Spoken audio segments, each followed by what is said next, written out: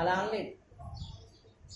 ఆ అప్పు తీర్చడానికి ఎవరి దగ్గరికి వెళితే ఈ అప్పులు సొల్యూషన్ కలుగుతాయి, అంటే ఆ అప్పులకి పరిష్కారం కలుగుతుందో, ఎవరి దగ్గరికి వెళితే ఆ ఉన్న సమస్య క్లియర్ అయ్యిద్దో ఆ వ్యక్తిని ఎంచుకుంది.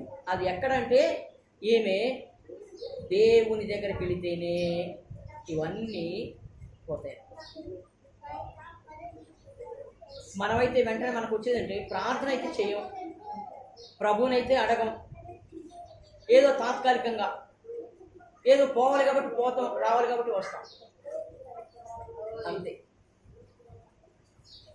ప్రభు మీద ఆధారపడకపోవటం వలన మనకేమీ జరగట్లా.